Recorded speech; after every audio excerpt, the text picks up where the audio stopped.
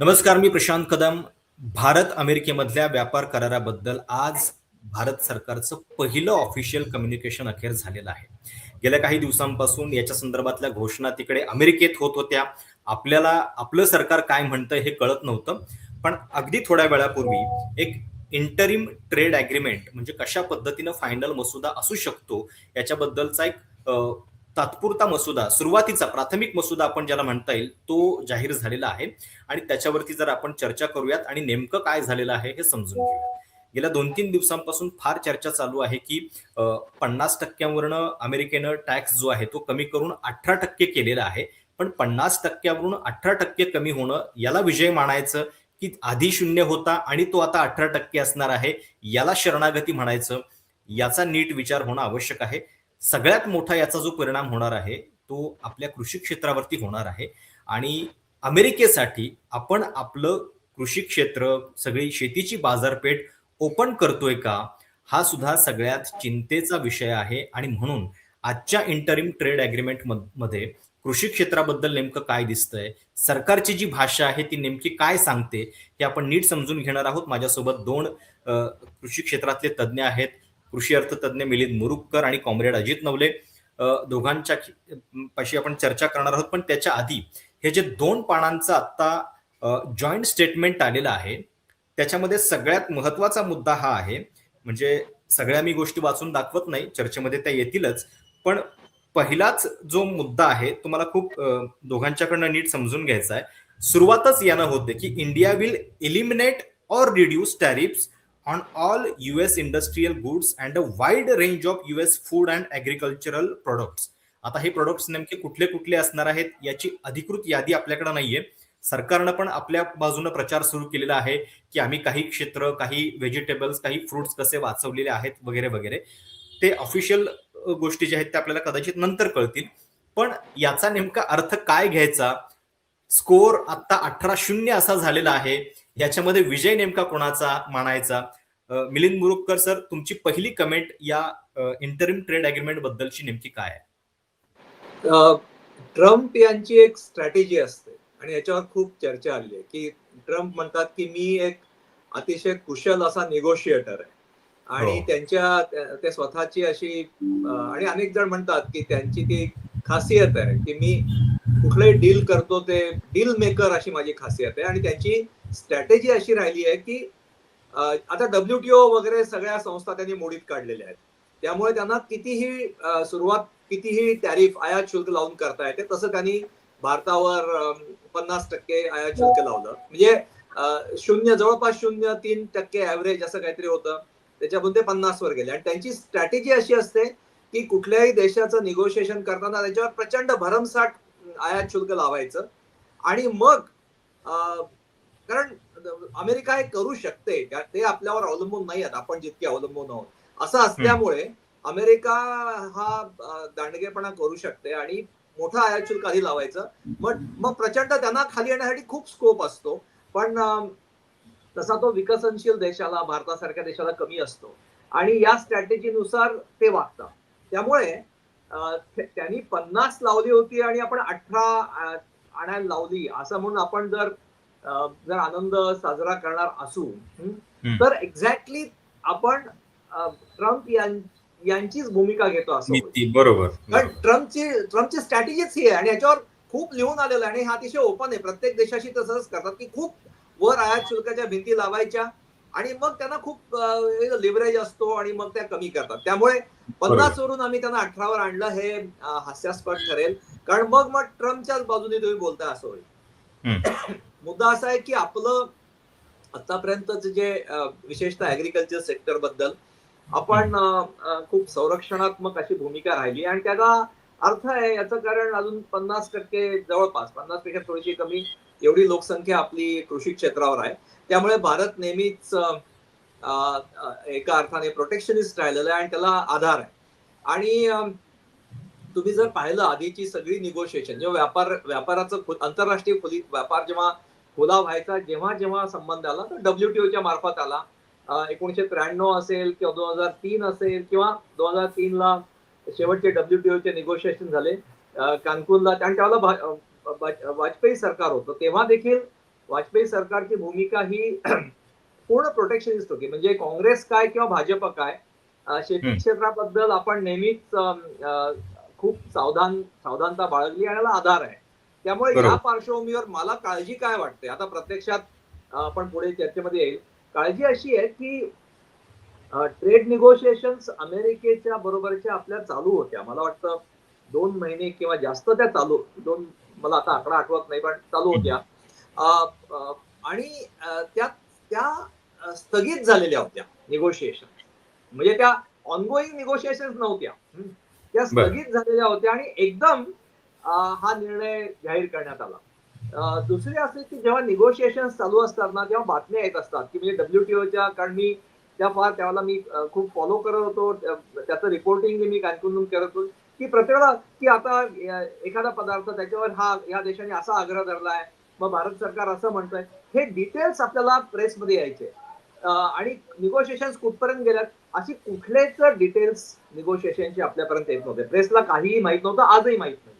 त्यामुळे एकदम हा ट्रेड डील झाला आणि आपण प्रोटेक्ट केलंय किंवा हे सगळं जे सरकार सांगताय ना, त्यामुळे मला थोडा संशय येतो की, आणि तो संशय का येतो ते मी आणखी पुढच्या फेरीमध्ये मला वाटतं सांगेन. पण मी थोडासा असा मला याच्याबद्दल संशय येतो असं वाटतं. ओके. आणि सगळ्यात मोठं वैशिष्ट्य याचं हे आहे की एकतर रशियापासून आपण जी तेल खरेदी करत होतो ती बंद झालेली आहे आणि त्याच्याबद्दल जर आपण भविष्यात काही प्रयत्न केला तर अमेरिका पुन्हा टॅरिफ लावणार हे याच्यात उघड झालेलं आहे. आपण ॲग्री सेक्टर जे आहे ते इतक्या मोठ्या प्रमाणामध्ये अमेरिकेसाठी ओपन करतोय. आणि अजून एक महत्वाची गोष्ट की त्या 2 पानांच्या स्टेटमेंटमध्ये दिसतीये की पुढच्या जवळपास 5 वर्षामध्ये $500 बिलियन आपण खरेदी अमेरिकेकडनं करणार आहोत. म्हणजे अमेरिकेकडनं आता आपण जी आयात करतो ती साधारणपणे $40 बिलियन इतकी आहे मला वाटतं वर्षाची. तर त्याच्या कितीतरी पट, म्हणजे वर्षाला किमान 3 पट वाढेल इतकी ही खरेदी जी आपण आता करणार आहोत आणि ज्याच्यामुळे फार मोठा परिणाम जो आहे तो होणार आहे. त्यामुळं 75% अमेरिकेच्या बाजूनं आणि 25%च आपल्या बाजूनं असं हे चित्र दिसतंय का, याच्याबद्दल विचार करावा लागेल. नवले सर, काय नेमकं कृषी क्षेत्रासाठी तुम्हाला या इंटरिम ट्रेड अग्रीमेंटमध्ये दिसतंय आणि खरोखर आपण ही सगळी शरणागती, म्हणजे एकीकडे आपण आत्मनिर्भरचा नारा देतो पण आपण आपली आत्मनिर्भरता याच्यातनं गमावत चाललेलो आहोत का या ट्रेड डील मधून? अमेरिकेमध्ये कृषीच्या बाबतीमध्ये त्यांचे 3 जे काही अडचणीचे मुद्दे आहेत ते आपण समजून घेतले पाहिजे. एक म्हणजे या टेरिफ वॉरमुळे त्यांचा जो मोठा सोयाबीन आयातदार देश आहे तो चीन होता. त्यांच्याबरोबर त्यांची प्रचंड संघर्षाची भूमिका घेतल्यामुळे आता चीन त्यांच्याकडून सोयाबीन, सोयापेंट आणि सोया बाबतचे जे पदार्थ आहेत ते त्यांच्याकडून आयात करणार नाही हे उघड झालेलं आहे. त्याच्यामुळे आता ह्या सोयाबीनचं काय करायचं, जे जीएम सोया आहे त्याचं काय करायचं हा त्यांच्या पुढचा प्रश्न आहे. दुसरं जे आहे ते डेअरी प्रोडक्ट्स, मोठ्या प्रमाणामध्ये त्यांच्याकडे एक्सेस डेअरी प्रोडक्ट्स आहेत. ते त्यांना भारतीय बाजारपेठेमध्ये आणि इतर सर्वत्र नेण्याची पूर्ण त्यांची गरज आहे आणि त्याचं काय करायचं याच्याबद्दल ते चिंतातूर आहे. आणि तिसरा जो सेक्टर मला काळजीचा वाटतो तो कापूस आणि टेक्सटाईल बद्दलचा आहे, ज्याच्यामध्ये त्या कापसाचं आपल्या भारतीय बाजारपेठेमध्ये त्यांना कोणत्याही परिस्थितीमध्ये एक ओपनिंग हवं आहे आणि ते त्यांना आणायचं आहे. महाराष्ट्राचा जर विचार केला तर हे 3च पिकं आपल्याला असे दिसतात ज्याच्यावर सबंध महाराष्ट्राच्या शेतकऱ्यांची एक प्रकारची कृषी अर्थव्यवस्था अवलंबून आहे. सोयाबीन, कापूस आणि दूध हे 3 प्रोडक्ट जर त्याच्यावर हल्ला झाला तर महाराष्ट्राचा शेतकरी आता जो अडचणीत आहे त्याच्यापेक्षा जास्त अडचणीत जाईल हे उघड आपल्याला दिसतं आहे. याच्या बाबत कापसाबद्दल ते एक शब्द सुद्धा बोलायला तयार नाही. आता जे जॉईंट स्टेटमेंट आलेले आहे त्याच्याबद्दल सुद्धा आम्ही कापूस उत्पादक शेतकऱ्यांना संरक्षण देऊ असं स्टेटमेंट कुठेही कुणीही केलेलं नाही. किंबहुना टेक्सटाईल इंडस्ट्रीमध्ये अशा प्रकारे स्वस्तातला कापूस हा जर आयात झाला तर भारतीय टेक्सटाईल इंडस्ट्री सुद्धा त्याचा फार विरोध करेल असं दिसत नाही. मात्र कापूस उत्पादकांवर त्याचा प्रचंड वाईट परिणाम होईल. दुसरा आहे सोयाबीन. आपल्याला माहिती आहे की जीएम प्रकारच्या सोयाबीनला आपल्याकडे बंदी आहे. जीएम तंत्रज्ञानावर काही निर्बंध आपण अत्यंत जागरूकपणानं लादलेले आहेत. मात्र मागच्या काळात जेव्हा 11,000वर सोयाबीनचे दर पोहोचले त्यावेळी अशा प्रकारचं जीएम सोयापेंट हे भारतात आयात झालं आणि ते आयात खूप कमी क्वांटिटीत झालं. मात्र परसेप्शनचा परिणाम म्हणून 11,000वर गेलेले सोयाबीनचे भाव हे 7,000वर, मग 5,000वर, मग 3,000वर, 3,700वर कमी आलेले तुम्ही आम्ही सगळ्यांनी पाहिलेले आहेत. डेअरी प्रोडक्ट बद्दल काय परिस्थिती आहे? महाराष्ट्राचंच उदाहरण घ्या. आम्ही खूप आंदोलनं दुधाच्या भावाबद्दल केलेली आहेत. कारण महाराष्ट्रामध्ये एक्सेस मिल्क प्रोडक्शन होतं. त्याचा परिणाम म्हणून जी आपली घरेलू गरज आहे महाराष्ट्राची, त्याच्यापेक्षा जास्त दूध आपण निर्माण करतो. त्याचा परिणाम म्हणून ते आपल्याला कन्व्हर्ट करावं लागतं. पावडर आणि बटर मध्ये आपण ते कन्व्हर्ट करतो आणि पावडर आणि बटरचे दर जे असतात त्यानुसार महाराष्ट्रातल्या शेतकऱ्यांना दुधाचे दर मिळतात. हे दर मुख्यतः आंतरराष्ट्रीय बाजारावर अवलंबून असतात. तिकडे बटर आणि पावडरचे दर कोलॅप्स झाले, कमी झाले की लगेच महाराष्ट्राच्या गावखेड्यातल्या दूध उत्पादकांचे दर हे कमी झालेले आपण पाहिलेले आहेत.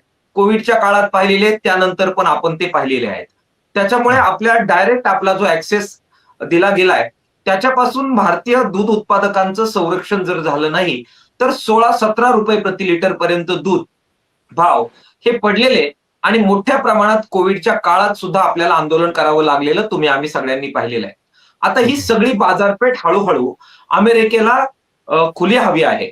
ते आता लगेच आपल्या ह्या डीलमध्ये यांचा उल्लेख करणार नाही. हे बरोबर कॉम्रेड मुरुमकर साहेब बरोबर म्हटले आणि तुम्ही म्हणाले की हे अत्यंत चांगले निगोशिएटर आहेत. ते लगेच काहीच करणार नाही.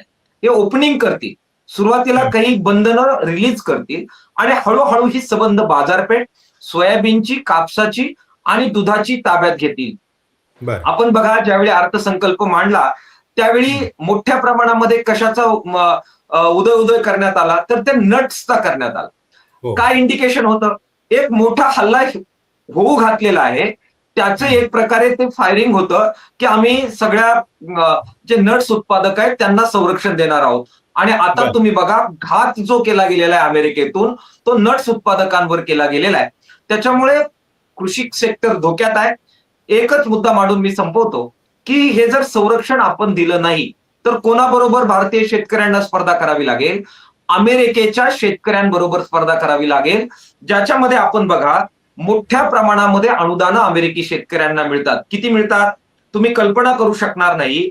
एका शेतकऱ्याला 60 लाख रुपयापेक्षा जास्त अनुदान प्रति वर्षी अमेरिकेच्या शेतकऱ्याला मिळतं. त्याच्या तुलनेत भारतीय शेतकऱ्यांना काय मिळतो? आम्ही कर्जबाजारी शेतकरी 8-10 हजार रुपये थकलं, 10 लाख रुपये थकले म्हणून आत्महत्या करणारे शेतकरी आहेत. 50,000 रुपये देता आले नाही, फेडता आले नाही म्हणून आत्महत्या झालेले शेतकरी महाराष्ट्रात तुम्हाला दिसतील. त्यांची स्पर्धा तुम्हाला लाखो रुपयाचं ट्रान्झॅक्शन करणाऱ्या 60 लाख रुपये प्रति वर्ष अनुदान सरकारकडून ज्या शेतकऱ्याला मिळतं आणि ज्या शेतकऱ्याचं लँड होल्डिंग आपल्याकडचं 4 एकर 5 एकरचं ऍव्हरेज आहे, महाराष्ट्रातलं 3 एकर ऍव्हरेज आहे. कोणत्या शेतकऱ्याबरोबर स्पर्धा करायची आहे?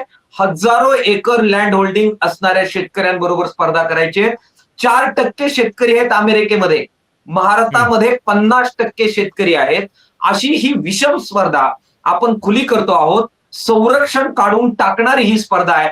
आत्महत्या वाढतील, कृषी बर्बाद होईल, अशा प्रकारचा हा करार आहे. साहजिक आहे की या करारामध्ये ज्या गोष्टी आपण पणाला लावतो आहोत आपल्या, त्या गोष्टींबद्दल नकारात्मक वातावरण जाऊ नये म्हणून बघा सरकारनं काय चलाखी सुरू केलेली आहे. पियुष गोयल असतील, आपले पंतप्रधान असतील, सगळ्यांनी या अनाउन्समेंट नंतर त्यांच्या अकाउंटवरून किसान सुरक्षित देश विकसित भारत अमेरिका व्यापार समझौते में डेयरी, फल, सब्जियां, मसाले और अन्य अनाजों को संरक्षित किया गया है. इससे घरेलू किसानों के हित सुरक्षित होंगे. स्थानीय कृषि को इतने बड़े बाजार में प्रेफरेंशियल एक्सेस से मजबूती मिलेगी और आत्मनिर्भर भारत की दिशा में एक और सशक्त कदम बढ़ेगा. म्हणजे रिॲक्शन कुठल्या क्षेत्रातनं येणार याची त्यांना कल्पना होती, त्या दृष्टीनं बहुधा या सगळ्या गोष्टी सुरू केलेल्या आहेत. मुरुमकर सर, हे जे सरकार सांगतंय किसान सुरक्षित देश विकसित आणि याच्यामध्ये डेअरी आणि काही विशिष्ट फळं आणि भाजीपाला यांच्याबद्दल आम्ही काळजी घेतल्याचा दावा ते करतायत, तो पटण्यासारखा आहे का? तुम्हाला त्याच्यात त्या अग्रीमेंटमध्ये काय दिसतं? नाही, मला प्रशांत एक साधी गोष्ट आहे की जर कृषी क्षेत्राबद्दलचं संरक्षण हे सरकारने कमी केलेलं नसेल, थोड्या प्रमाणात कमी केलं असं मान्य करू आपण. वाटाघाटीमध्ये काही प्रमाणात देवघेव करावं लागतंय, आणि त्यांनी थोड्या प्रमाणात कमी केलं असेल वगैरे, त्यांना स्पेसिफिक बोलायला काय हरकत आहे? म्हणजे माझं बरोबर. असं म्हणणं आहे की अमेरिकेमध्ये अमेरिका कुठल्या कुठल्या पिकांमध्ये एक्सपोर्टर आहे, मेजर एक्सपोर्टर आहे. मक्यामध्ये आहे, सोयाबीन मध्ये आहे, राईट. कापसामध्ये मोठ्या प्रमाणावर त्याचा एक्सपोर्ट आहे. ओके. नंतर ऍपल्स मध्ये आहे. ओके. तर डाळीमध्ये आहे. आपण डाळीचा महाराष्ट्रासाठी फार संदर्भ आहे, मोठा संदर्भ आहे. तर हे 5-6 पदार्थ आहेत. सरकारने फक्त एवढं स्टेटमेंट करायचं की या पदार्थांवर आज आमचं आयात शुल्क एवढं आहे. साधारणपणे जर रेंज पाहिली ना तर 70-80% च्या आसपास आपलं आयात शुल्क आहे. म्हणजे आपण तेवढं प्रोटेक्शन दिलेलं आहे. तर आम्ही हे जे 5-6 पदार्थ आहेत त्यामध्ये आम्ही आयात शुल्क काहीच कमी केलेलं नाहीये किंवा थोडंसंच कमी केलेलं आहे. इतकं साधी गोष्ट आहे. म्हणजे तुम्हाला जनरल बोलायची गरज नाहीये. जर तुम्हाला असं वाटतंय ना की विरोधी पक्षांनी खूप लोकांमध्ये भीती पसरवलेली आहे, तर तुम्हाला ती भीती निराधार वाटत असेल तर अतिशय साधी गोष्ट आहे की सोयाबीनवर आम्ही आयात शुल्क कमी केलेलं नाही, कापसावर आयात शुल्क कमी केलेलं नाही, आम्ही डाळींवर आयात शुल्क कमी केलेलं नाही, आम्ही डेअरी सेक्टरवरचं आमचं आयात शुल्क मी आता जे पाहिलं बहुतेक 80%, थोडी चूक होत असेल माझी पण साधारण त्या रेंजमध्ये आम्ही कमी केलेलं नाहीये. सोपं आहे. म्हणजे एका वाक्यामध्ये विरोधी सगळा गोंधळ दूर होऊ शकतो, निघून जाऊ शकते, शेतकऱ्यांची भीती निघून जाऊ शकते. पण हे जर तुम्ही करणार नसाल तर मग आणि मग असं वेग बोलताय तुम्ही. आता डेअरीमध्ये सुद्धा ते असं बोलू शकतात. आणि मगाशी चर्चेमध्ये महाराष्ट्राचा विचार केला ना त्यात कॉम्रेड नवल्यांनी सगळी पिकं घेतली. त्यात डाळ आपल्यासाठी ती महत्वाची आहे कारण कोरडवाहू क्षेत्रातलं पीक आहे. कापूस देखील बहुतांश कोरडवाहू क्षेत्रातला आहे. आणि याच्यामध्ये कसं आहे की अलीकडे भारताने डाळीमध्ये आपण आत्मनिर्भर व्हायचं धोरण आपलं आहे. आणि 2029 पर्यंत धोरण बघा, 2029 पर्यंत आपण डाळ मला वाटतं 3 मिलियन 30 लाख टन, आकडे माझे थोडेसे चुकत असेल थोडं, पण 3 वर्षामध्ये आपण इतकं उत्पादन वाढवणार आहोत आणि डाळी 1 कण देखील डाळ आपल्याला आयात करावं लागू नये असं आपलं ध्येय आहे. म्हणजे आत्मनिर्भरता. आता हे जर आपलं ध्येय असेल तर मग या ट्रेडचा काय संदर्भ आहे? म्हणजे डाळीमध्ये जर आपण स्वयंपूर्णतेचं ध्येय असेल तर मग तुम्ही म्हटलं पाहिजे की डाळीमध्ये अमेरिका हा देश आहे. काही विशिष्ट प्रकार डाळी अनेक प्रकारचे असतात, परंतु ज्या प्रकारची डाळ आपण आयात करू शकतो त्याच्यावर आम्ही एवढं आयात शुल्क लावलं. सोपं आहे. म्हणजे सरकारला शेतकऱ्यांची भीती घालवणं अतिशय सोपं आहे. अगदी खरं. तर तसं का करत नाहीये ते, हा प्रश्न येतो. आणि ट्रेड निगोशिएशन्स मध्ये ना कितीही तपशिलासाठी वाट पाहायची वगैरे आपण म्हणतो, पण आपल्याला मेजर प्रोड्यूस बद्दल हे डेफिनेटली सांगता येईल कारण त्याच्याबद्दलचं ऑलरेडी डिसिजन झालाच असणार. मग छोटे छोटे पदार्थ असतील ना त्याचे डिटेल्स जोड, पण मेजर गोष्टींबद्दल डिसिजन झालाच असणार आहे. जसं डेअरी सेक्टर हा मेजर आहे. छोटा शेतकरी 3-4 गायी पाळणारा शेतकरी, म्हशी पाळणारा शेतकरी याच्यात आहे. तर तुम्हाला अगदी सोपं होतं की आम्ही डेअरी सेक्टरवर किती आयात शुल्क लावलेलं आहे. सिंपल.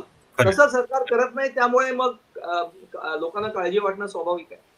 बरोबर. म्हणजे तुम्ही जो मुद्दा मांडला तो अगदी योग्य आहे की स्पष्टपणे सांगता आलं असतं एका ओळीमध्ये, पण त्याच्याऐवजी वेगवेगळ्या ग्राफिक्समध्ये, वेगवेगळ्या आकड्यांमध्ये ही कहाणी जी आहे ती लपवण्याचे प्रयत्न चालू आहेत. आणि मला थोडक्यात काय दिसतंय की आपण टॅरिफ कट केलेले आहेत. आपण आपलं ऍग्रिकल्चर त्यांच्या आयातीसाठी ओपन करतोय.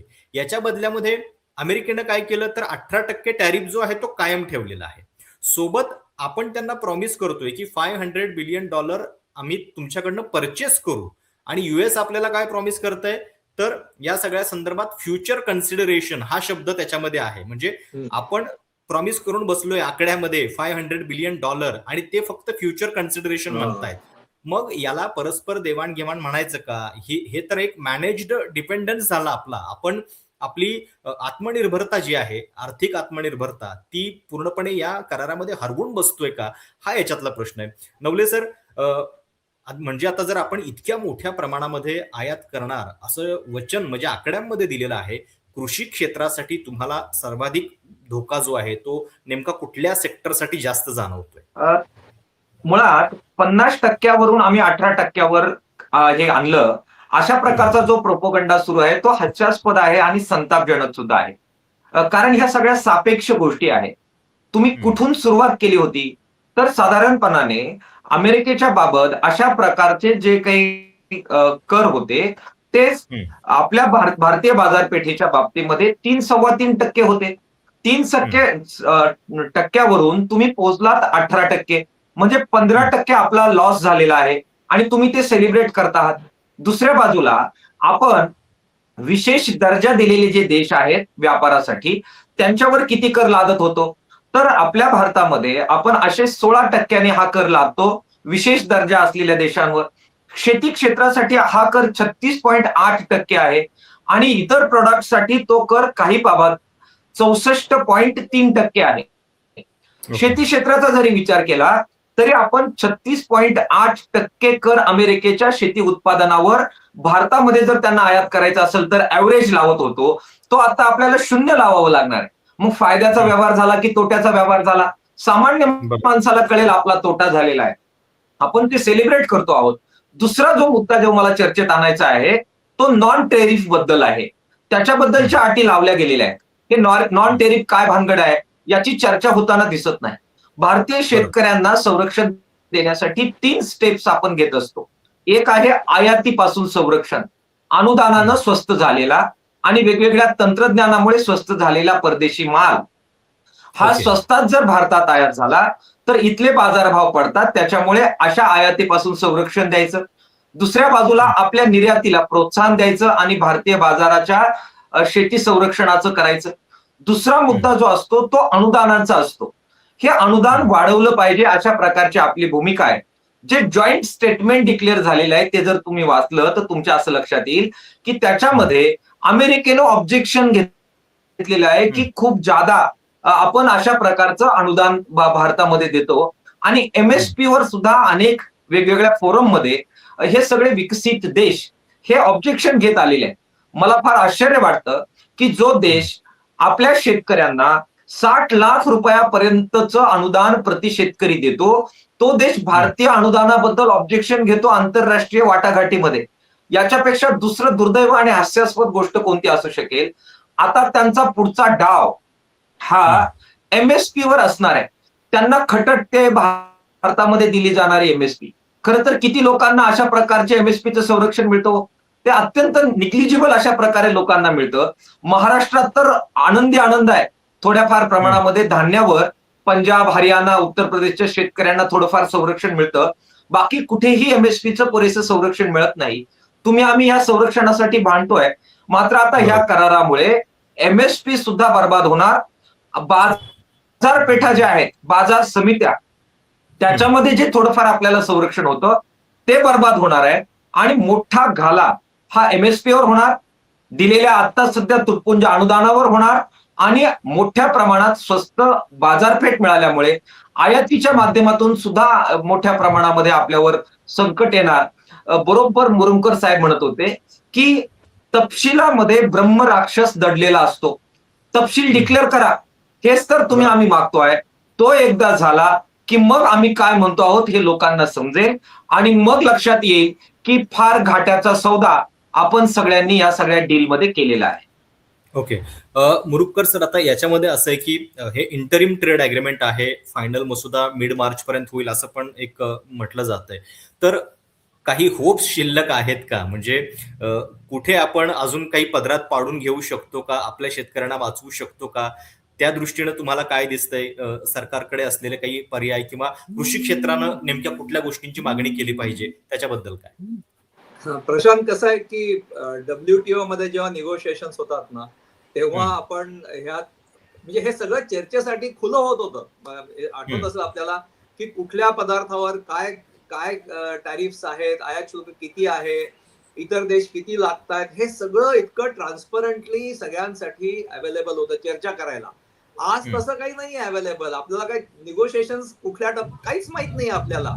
त्यामुळे निगोशिएशन मध्ये कसं असतं की तुम्ही एखादा ज्याच्यामध्ये तुम्ही जास्त स्पर्धाशील असता तिथे तुम्ही आयात शुल्क कमी करू शकता.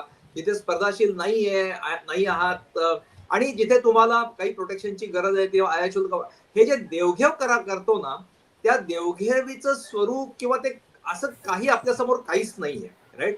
एकदम ते खूप रखडलेला करार, त्याच्यावर खूप चर्चा आली पण होत नव्हता, इतर देशांबरोबर होत होते, भारतावर होत, आणि एकदम ते चर्चा थांबली असताना हा करार झाला असं डिक्लेअर झालंय.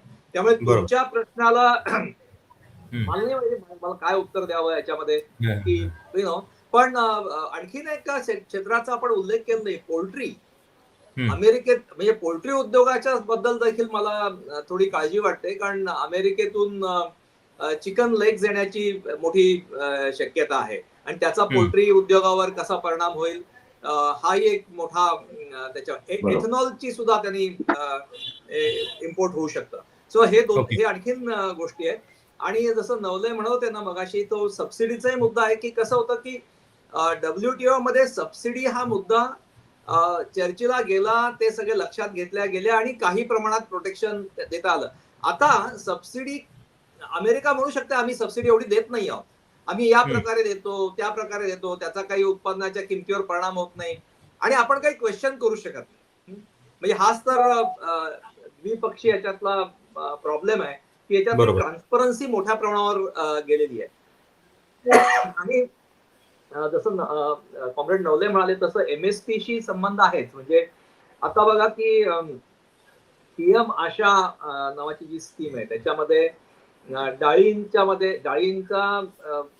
ना हमी भाव मिळावा यासाठी नाफेडला तसे निर्देश आहेत. प्रत्यक्षात खूप होत आहे असं नाही, पण म्हणजे आम्ही त्याविषयी काम करताना लिहिताना आम्ही असं हे करण्याचा आमचा हे होता की तुम्ही डाळीमध्ये आत्मनिर्भरता म्हणताय ना, मग डाळीला तुम्ही डेफिशियन्सी पेमेंटचा तरी सपोर्ट द्या, MSPचा तरी सपोर्ट द्या, अशा तऱ्हेची आम्ही मागणी करत होतो. पण आता काय आहे की जर डाळ इम्पोर्ट होणार असेल तर काय करणार, म्हणजे हा MSPचा मुद्दा खरंच महत्वाचा बनेल, की इम्पोर्ट जर फ्री होणार असेल तर कोणत्या प्रकारचं प्रोटेक्शन इथल्या शेतकऱ्यांना तुम्ही देणार आहात डाळ उत्पादकांना. आणि डाळ उत्पादक आपला शेतकरी जो आहे तो प्रामुख्याने कोरडवाहू क्षेत्रातला आहे, आणि दुसरे फार काही ऑप्शन्स नाहीत. बरं, ऑप्शन्स म्हणायचे तर सोयाबीन किंवा हे तिथेही पुन्हा घाला आहेच त्याचा. तो तुम्ही जे म्हणताय ना तसं तुमचा जो मूळ प्रश्नापासून मी थोडासा इकडे तिकडे गेलो, पण कारण मूळ प्रश्नाला मला उत्तर काय द्यायचं कळत नाही, कारण त्याच्यात ट्रेड निगोशिएशनचं काहीच आपल्याला माहिती नाही. बरोबर, एक्झॅक्टली. खरं म्हणजे सरकारने आता किंवा शेतकरी संघटना महाराष्ट्रातल्या त्यांनी मागणी करावी की महाराष्ट्रातल्या कृषी मंत्र्यांनी किंवा मुख्यमंत्र्यांनी आमची जी पिकं आहेत, जी मुख्य पिकं महाराष्ट्रातली काढावीत, त्याच्यावर आयात शुल्क आता एवढं आहे, तुम्ही ते आता किती करणार आहात एवढं आम्हाला स्पष्टीकरण त्यांनी द्यावं. बस संपला तो. हीच मागणी करावी, आणि ती जोपर्यंत होत नाही तोपर्यंत मग संशय सरकारवर येणं अगदी स्वाभाविक आहे. त्यामुळे मला स्वतःला आता प्रत्यक्षात आणखीन आकडेवारी, म्हणजे आता कसं आहे की हा दुसरा प्रश्न असा आहे गंभीर, कसं आहे की याची पहिली घोषणा ही अमेरिका करते. हो, एक्झॅक्टली. जसं ऑपरेशन सिंदूर मध्ये असंच झालं की पहिली घोषणा त्यांनी केली. हा काय प्रकार आहे, जॉईंट जर करार आहे ना तुमचा, करार झाल्यानंतर आपण दोन्ही देशाचे अधिकारी कोण वाणिज्य मंत्री असतील एकत्र प्रेस कॉन्फरन्स घेतात आणि जाहीर करतात. तिथे काय अमेरिकेतले प्रेसिडेंट डिक्लेअर करतात आणि त्यानंतर 3 तासानंतर भारत स्पष्टीकरण देतो, किंवा त्यांचे कृषी मंत्री नाही कृषी सेक्रेटरी वाटतं, त्या तिथे जाऊन सांगतायत की आता अमेरिकेतल्या शेतकऱ्यांना भरपूर पैसे मिळणार आहेत या करारामुळे, असं तेव्हा सांगतायत ते. आजही त्यांनी आणखीन स्टेटमेंट असंच मी वाचलं त्यांचं, आणि मग भारत सांगतो की नाही आम्ही प्रोटेक्ट केलंय. हे थांबायला पाहिजे. तुम्ही जॉईंट जर खरंच एवढा विजय असेल तर ऍटलीस्ट दोघांचं जॉईंट स्टेटमेंट करा ना तुम्ही. एक्झॅक्टली, हा मुद्दा खूप महत्वाचा आहे. बरोबर. आणि म्हणजे खरं तर शेतकऱ्यांचं उत्पन्न दुप्पट आपल्या देशामध्ये होणार होतं, पण बहुधा आता ते अमेरिकेमध्ये पूर्ण होईल स्वप्न असं दिसतंय एकंदरीत हे बघता. आणि हा मुद्दा तर आहेच की आपल्या सगळ्या गोष्टींची घोषणा जी आहे ती आपल्याकडं आपले पंतप्रधान का करत नाहीयेत, हा याच्यातला मुद्दा आहे. जाता जाता एक शेवटची कमेंट नवले सर, या सगळ्यामध्ये मी जसं मगाशी म्हटलं की आता तुम्हाला पर्याय काय दिसतायत, काय नेमकं आपण, आणि आधीच्या सगळ्या सरकारांची कृषी नीती आणि या सरकारची कृषी नीती याच्याबद्दल जरा थोडक्यात आपण आतापर्यंत काय काय वाचवून ठेवलेलं होतं, कशा पद्धतीनं या सगळ्या आंतरराष्ट्रीय बाजारपेठेमध्ये आपली पत टिकवून ठेवलेली होती, आणि आता आपण काय गमावतोय.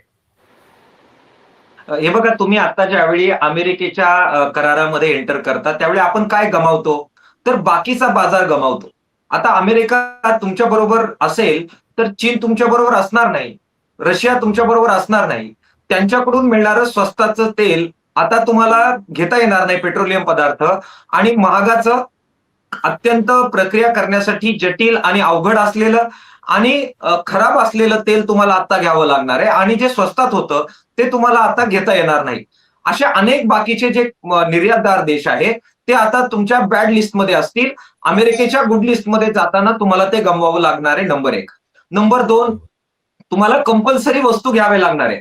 त्यांनी सांगितलं की 50,000 कोटी रुपयाच्या वस्तू तुम्हाला घ्यायच्या आहेत. फार हास्यास्पद गोष्ट आहे, मी तुम्हाला सांगतो. आता सध्या आपला त्यांच्या बरोबरचा व्यापार किती रुपयाचा आहे हो? $8,000 कोटी आहे. आणि ते म्हणतायत की आता तुम्हाला $50,000 कोटी तुम्हाला व्यवहार करायचा आहे. याचा अर्थ तुम्हाला इतकी $50,000 कोटी इतका मोठा व्यापार कसं शक्य आहे तुम्हाला करणं लगेच, बरोबर. ऍब्रप्टली? मग काही शहाणे आपल्यातले सांगतायत की ते 5 वर्षामध्ये करणार आहे. मग आम्हाला असं सांगा की 5 वर्षामध्ये ते होणार आहे. बरं, 5 वर्षात जर एवढा करायचा असेल खरेदी, तर मग एका वर्षासाठी सुद्धा तुम्हाला 10,000 कोटी रुपयापर्यंत जावं लागेल, जे तुमचं बरोबर. आता 4,100 कोटी रुपयेच आहे. त्याच्यामुळे हे जे काही संकट आहे ते क्लिअरली लोकांपर्यंत सांगणं, संसदेत त्याची चर्चा होणं, पारदर्शकता असणं, तपशील लोकांना सांगणं, कारण आमच्या जीवाशी संबंध आहे हो. एक मुद्दा बरोबर. आपण विसरतो आहोत, तो आहे अन्नाचा सरळ संबंध फक्त शेतकऱ्यांशी नाही, तो अन्न खाणाऱ्या प्रत्येकाशी आहे. आमच्या आरोग्यावर याचा काय परिणाम होणार आहे हे आम्हाला तपासून देणार आहात की नाही तुम्ही? तिथे आम्ही ऐकलं की गायांना तिथे जो आहार दिला जातो त्याच्यामध्ये मांस मिश्रित पदार्थ असतात. आमचे गोरक्षक का शांत आहेत? Exactly. त्याच्याबद्दल त्यांची भूमिका काय येणार नाही? उठसूट धर्माचं राजकारण करणारे आमचे धर्मशास्त्री याच्यावर काही बोलणार आहेत की नाही? जीएम सोया पेंड आणि बाकी सगळ्या गोष्टी, त्याच्याबरोबर जीएम तेल आणि बाकी सगळे खाद्यपदार्थ भारतीय बाजारपेठेत येणार आहे. त्याचा आमच्या भारतीय लोकांच्या आरोग्यावर काय परिणाम होणार आहे? कॅन्सर्स वाढणार आहे का? डायबिटीज वाढणार आहे का? ब्लड प्रेशरवर त्याचा काय परिणाम होणार आहे? अन्न तुम्ही आमच्या ताटात जे वाढणार आहात ते कोणत्या प्रकारचं आणणार आहे? असे असंख्य प्रश्न या सगळ्यामुळे उपस्थित होणार आहे. त्यामुळे चर्चेची आवश्यकता आहे, विचाराची आवश्यकता आहे, विवेकाची आवश्यकता आहे. फक्त पैसा नव्हे, आपलं जीवन आणि संबंध निसर्ग याच्यामुळे बाधित होणार आहे. त्यामुळे खूप चर्चा करून याच्यामध्ये जाण्याची गरज आहे. पण मोदी साहेबांना चर्चा करायची नाहीये. त्यांचं काहीतरी घोंगडं हे अमेरिकेच्या खुर्चीखाली गुंतलेलं आहे. ते सोडून घेण्यासाठी आपल्या सर्वांचा बळी द्यायचा आहे, शेतकऱ्यांचा बळी द्यायचा आहे आणि अन्न खाणाऱ्या प्रत्येकाचा बळी द्यायचा आहे. ही गोष्ट समजून घेऊन या कराराकडे पाहिलं पाहिजे. बरोबर. म्हणजे नेमकं कशासाठी आपण इतक्या गोष्टी पणाला लावतोय हा याच्यातला बेसिक मुद्दा आहेच. कदाचित त्याच्याबद्दलच्या काही गोष्टी आपल्याला नंतर उलगडत जातील. आत्ता या म्हणजे ज्या पद्धतीची माहिती आता आपल्याला इनिशियल ड्राफ्टमध्ये आलेली आहे त्याच्यावरती आपण ही चर्चा करतोय. पुन्हा कदाचित सविस्तर तपशील जेव्हा येतील तेव्हा आपल्याला पुन्हा याच्याबद्दल अधिक चिंता व्यक्त करावी लागेल. पण तुर्तास तुम्ही दोन्ही मान्यवरांनी या सगळ्या संदर्भात खूप सविस्तरपणे वेगवेगळे अँगल्स या करारातले समोर आणलेत. त्याच्याबद्दल खूप खूप धन्यवाद. प्रेक्षकांना पण विनंती आहे, तुम्हाला या सगळ्या चर्चेबद्दल काय वाटलं, तुमच्या काही सूचना असतील, प्रतिक्रिया असतील, आवर्जून कळवा. चॅनल सबस्क्राईब करायला विसरू नका. धन्यवाद.